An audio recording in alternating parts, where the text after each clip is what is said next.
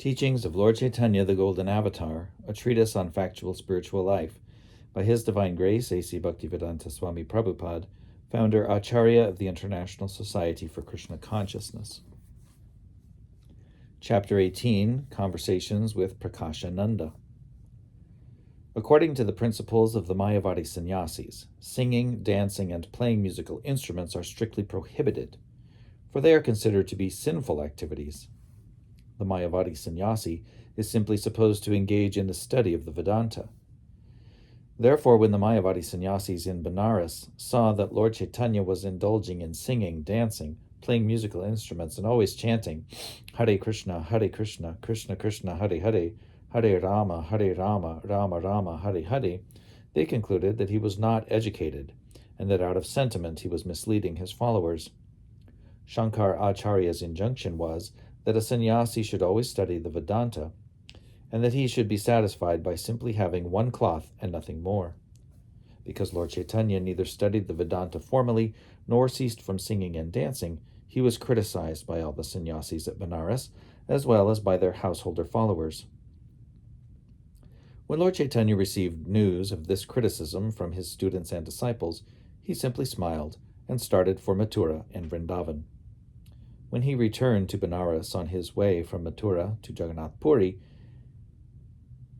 he stayed at the house of Chandrasekhar, who was considered a Shudra because he was a clerk.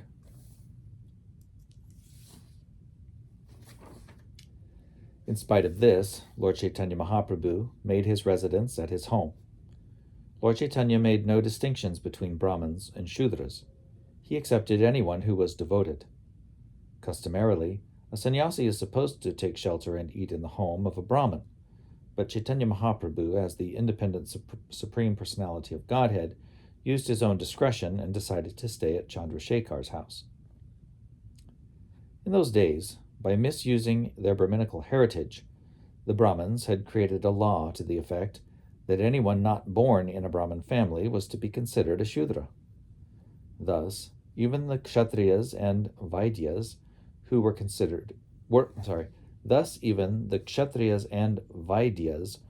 also considered Shudras. Because the Vaidyas were said to be descendants of Brahmin fathers and Shudra mothers, they were sometimes called Shudras. Thus, Chandrasekhar, although born in a Vaidya family, was called a Shudra in Benares. As long as Lord Caitanya stayed in Benares, he remained at Chandrasekhar's home, and he took his food at the home of Tapan Mishra.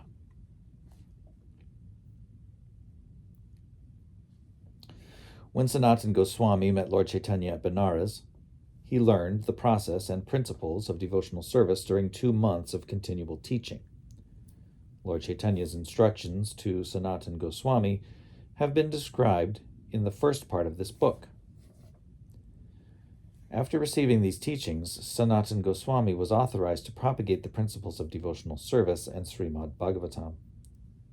It was during this time that both Tapan Mishra and Chandrasekhar were feeling very sorry about the strong criticism against Lord Caitanya Mahaprabhu, and they came together and prayed for the Lord to meet the Mayavadi sannyasis. Quote, "We have been mortified by hearing unfavorable criticisms from the Mayavadi sannyasis against you," unquote, they informed Lord Caitanya.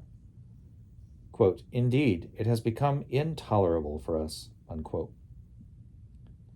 They requested the Lord to do something so that these criticisms would be stopped.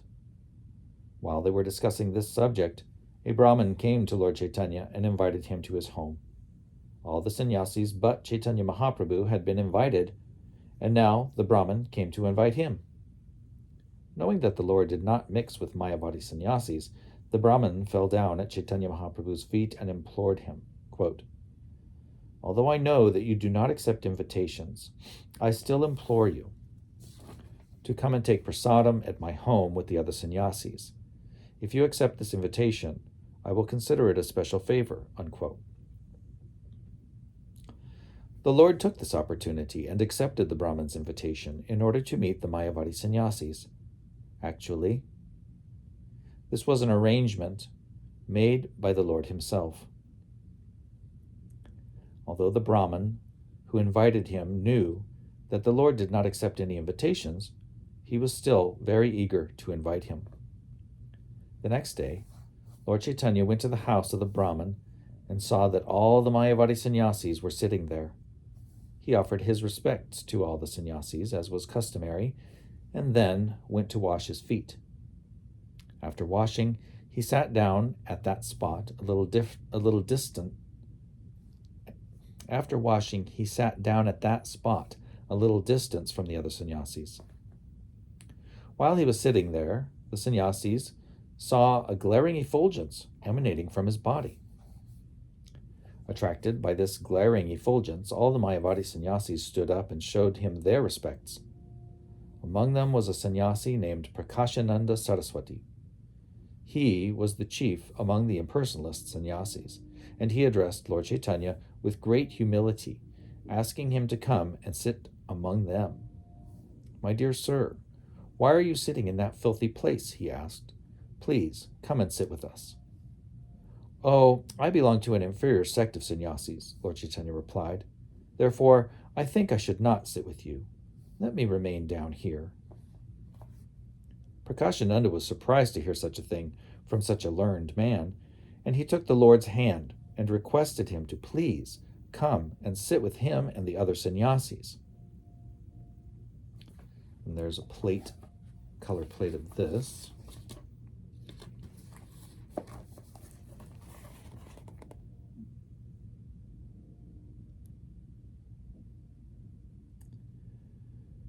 And the caption reads, "Prakashananda took the Lord's hand and requested him to please come and sit with him."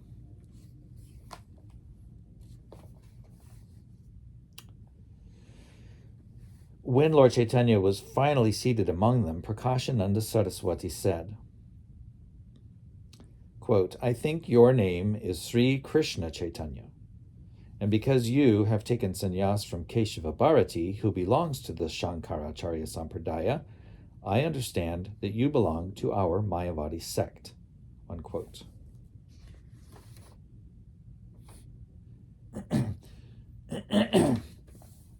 According to the Shankar sect, there are 10 different names for sannyasis. Out of them, 3 names, Tirtha, Ashram, and Saraswati, are given to the sannyasis considered to be the most enlightened and cultured.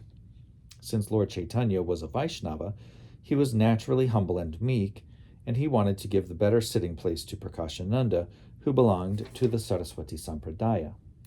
According to Shankara's principles, a brahmachari of the Bharati school is called Chaitanya. However, although Sri Krishna Chaitanya Mahaprabhu took sannyas, he kept his brahmachari name and did not take up the title of Bharati.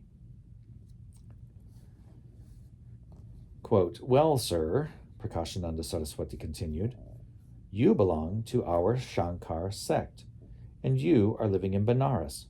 So why don't you mix with us? What is the reason? Another thing, you are a sannyasi and are supposed to engage simply in the study of the Vedanta, but we see that instead you are always engaged in chanting and dancing and playing musical instruments. What is the reason? These are the activities of emotional and sentimental people, but you are a qualified sannyasi. Why not engage in the study of the Vedanta? By your effulgence, it appears to us that you are just like the Supreme Narayana, the personality of Godhead. But by your behavior, you appear to be otherwise, so we are inquisitive to know why you act in this way." Unquote. Quote, "My dear sir," Lord Caitanya replied, "my spiritual master considered me a great fool. Therefore, he has more or less punished me by saying that because I am such a fool, I have no capacity to study the Vedanta. So he kindly gave me the chanting of Hare Krishna, Krishna Krishna, Hare Hare, Hare Rama, Rama Rama, Hare Hare. My spiritual master told me, just go on chanting this Hare Krishna mantra. It will make you all perfect." Unquote. And there's a black and white drawing that I'll show now. The caption is, "Lord Caitanya meets Prakashananda Saraswati at Benares." And it's showing him seated among the sannyasis and speaking.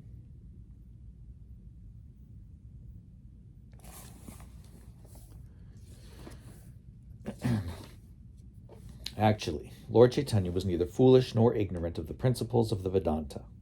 His purpose was to demonstrate to modern society that fools who have no history of penance and austerity should not try to study the Vedanta just for some recreational purpose.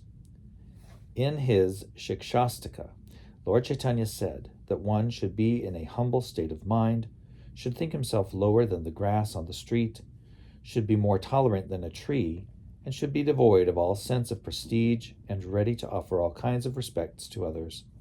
In such a state of mind, one can chant the Vedanta philosophy or the holy name of God constantly. The Lord also wanted to teach that a serious student of transcendental science should exactly follow the words of his spiritual master. According to the calculations of his spiritual master, Lord Caitanya appeared to be a fool. Therefore, he said that he should not indulge in the study of the Vedanta, but should continue chanting the Hare Krishna mantra. Lord Caitanya strictly obeyed this order. In other words, Lord Caitanya impressed on the Mayavadis that the words of a bona fide spiritual master must be strictly followed. One who does so becomes perfect in all respects. The word Vedanta means the last word of Vedic knowledge, which is to understand Krishna. As Krishna states in the Bhagavad Gita 15:15, Vedaischa sarvair aham eva vedyaha, quote, by all the Vedas I am to be known, unquote. When one actually comes to understand the Vedanta, he comes to know Krishna and his relationship with Krishna. And one who understands Krishna understands everything. Moreover, the knower of Krishna is always engaged in his transcendental loving service. As the Lord states in the Bhagavad Gita 10:8, Ahang sarvasya prabhavo mata sarvang pravartate iti matva bhajante mang buddha bhava samanvitaha. Quote, I am the source of everything, and everything emanates from me. One who perfectly knows this fully engages in my transcendental loving service. Unquote. A living entity is eternally related with Krishna in the relationship of servant and master. Once that service is wanting, or in other words, when one is not situated in Krishna consciousness, it is to be understood that his study of the Vedanta is insufficient. When one does not understand Krishna or does not engage in his transcendental loving service, it is to be understood that he is averse to studying the Vedanta and understanding the Supreme Personality of Godhead. Get some water here.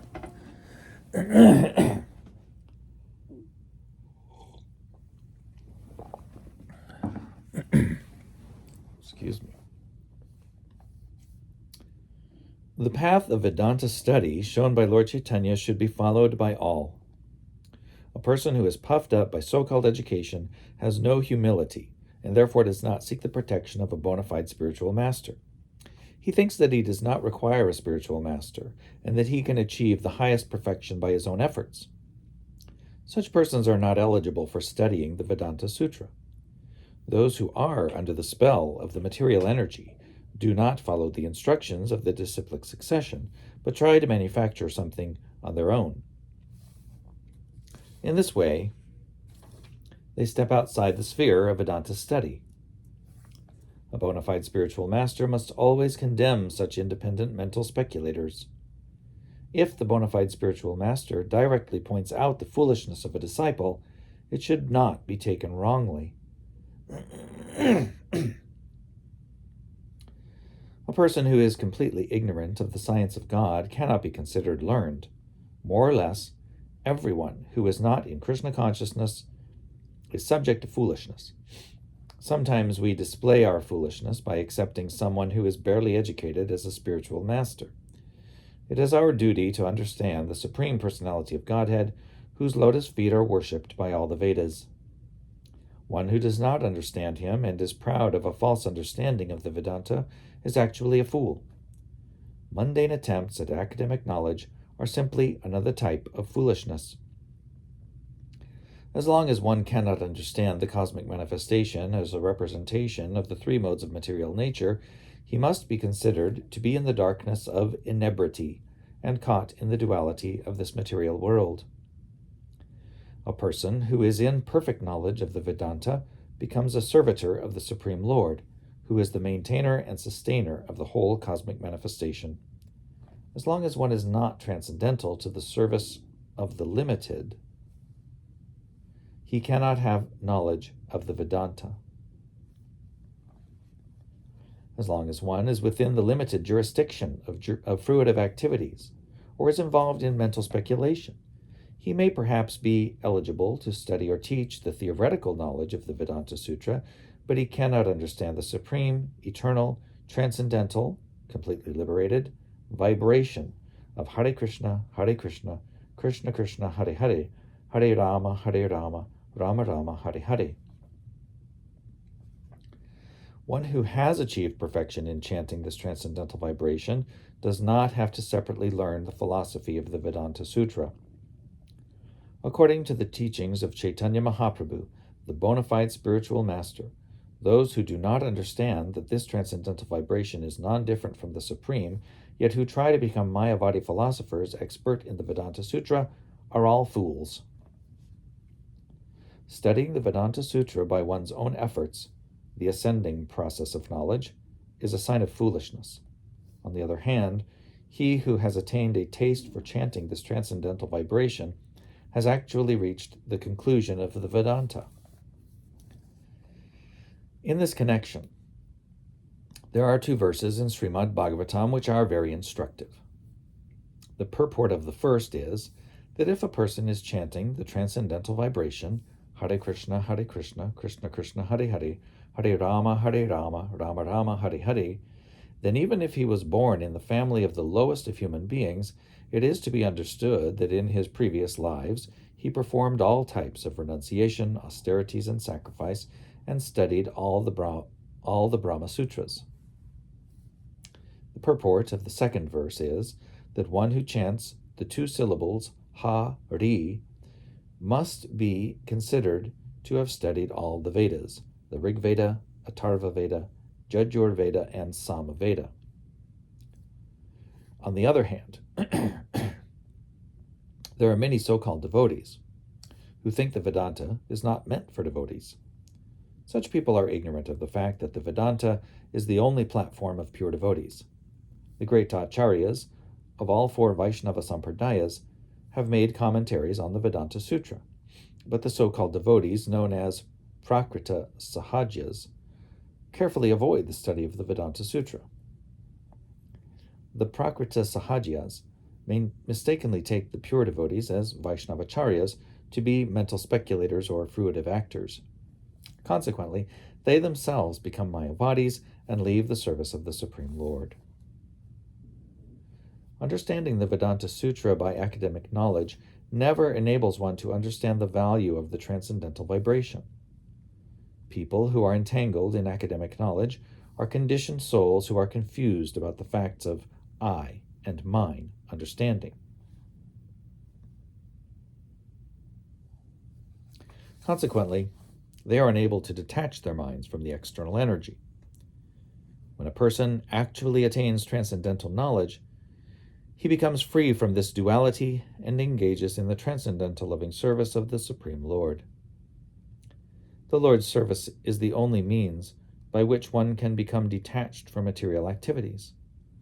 A person properly initiated by a bona fide spiritual master and engaged in chanting Hare Krishna, Krishna Krishna, Hare Hare, Hare Rama, Rama Rama, Hare Hare, gradually becomes freed from the conception of I and mine, and becomes attached to the Lord's transcendental living service in one of the 5 transcendental relationships.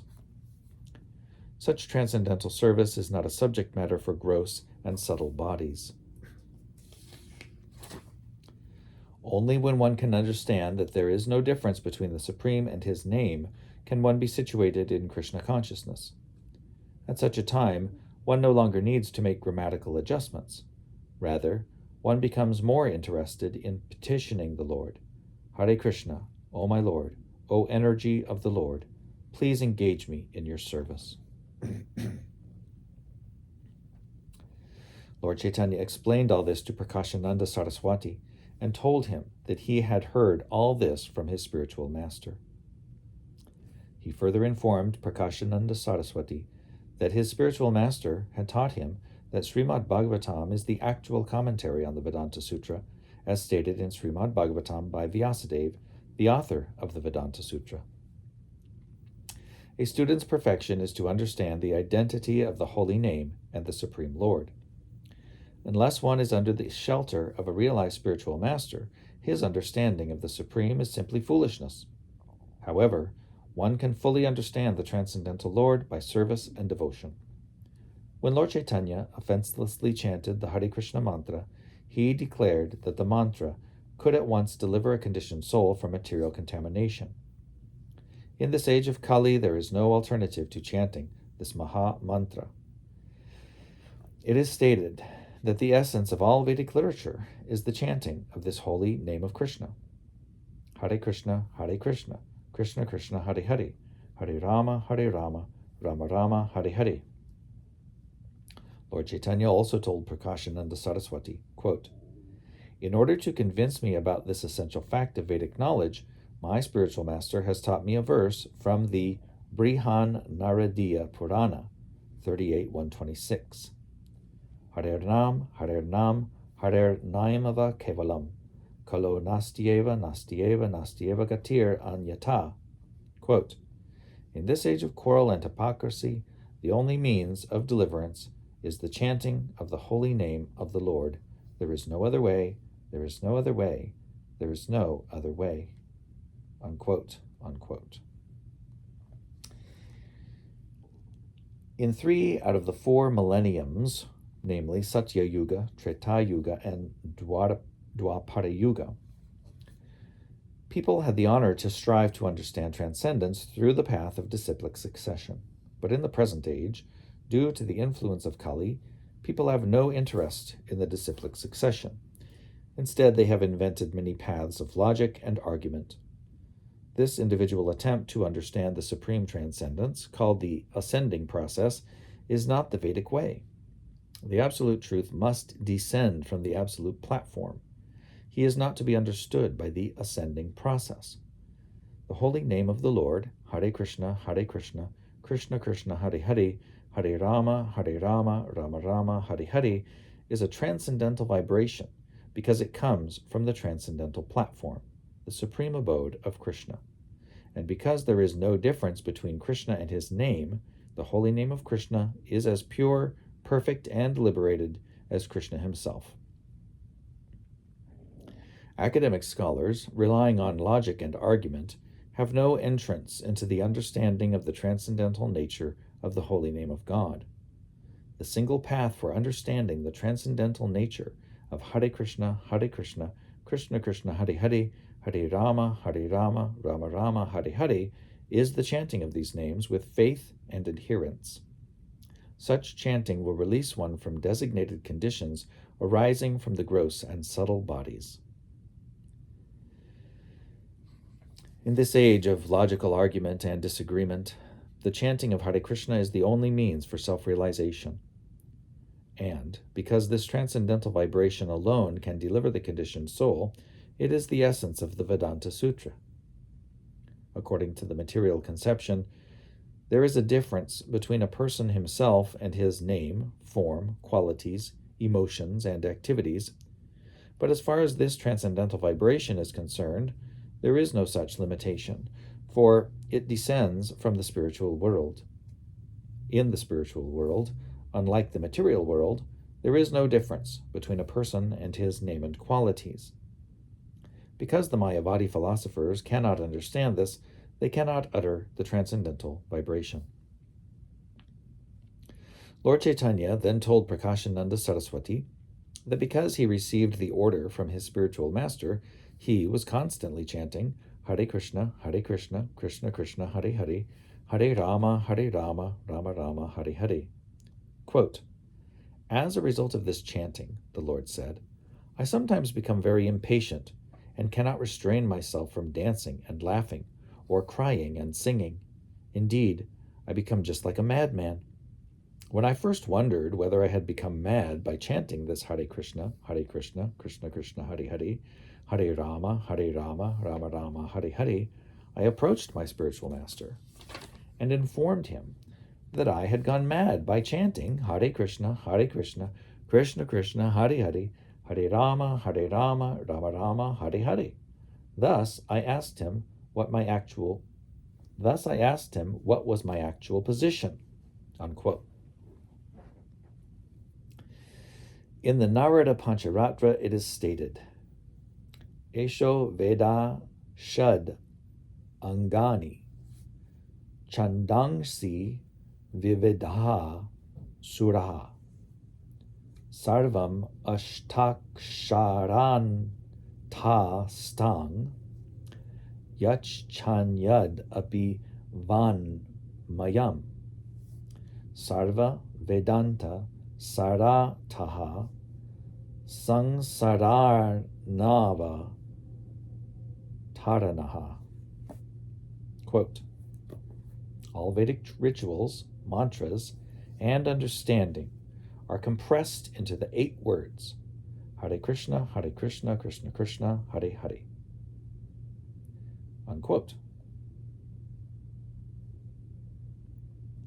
Similarly, in the Kali Santarana Upanishad, it is stated, Hare Krishna, Krishna Krishna, Hare Hare, Hare Rama, Rama Rama, Hare Hare.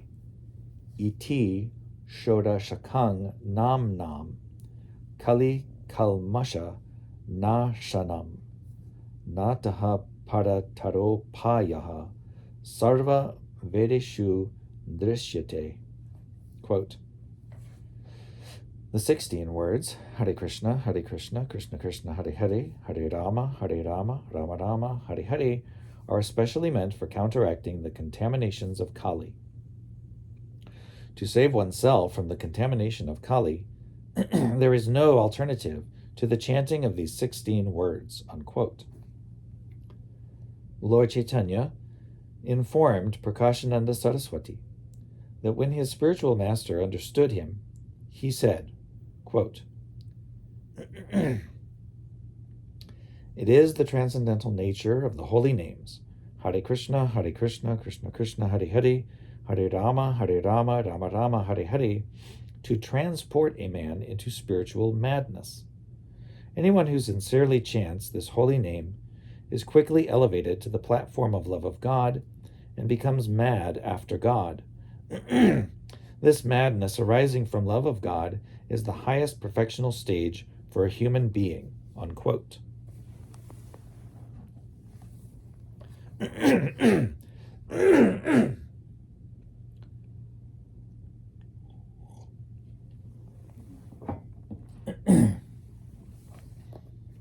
Generally, a human being is interested in religion, economic development, sense gratification, and liberation. But love of God is above all these. A bona fide spiritual master chants the holy names, Hare Krishna, Krishna Krishna, Hare Hare, Hare Rama, Rama Rama, Hare Hare, and the transcendental sound vibration enters the ear of the disciple. And if the disciple follows in the footsteps of his spiritual master and chants the holy name with similar respect, this chanting constitutes worship of the transcendental name. When the transcendental name is worshipped by the devotee, the name himself spreads his glories within the heart of the devotee. When the devotee is perfectly qualified in chanting the transcendental vibration of the holy name, he is quite fit to become a spiritual master and to deliver all the people of the world. The chanting of the holy name is so powerful that it gradually establishes its supremacy above everything in the world. The devotee who chants it becomes transcendentally situated in ecstasy and sometimes laughs, cries, and dances in his ecstasy. Sometimes the unintelligent put hindrances in the path of the chanting of the Hare Krishna Mahamantra, but one who is situated on the platform of love of Godhead continues to chant the holy name loudly for the benefit of all concerned. As a result, everyone becomes initiated into the chanting of the holy names, Hare Krishna, Krishna Krishna, Hare Hare, Hare Rama, Rama Rama, Hare Hare. By chanting and hearing the holy names of Krishna, a person can remember the forms and qualities of Krishna.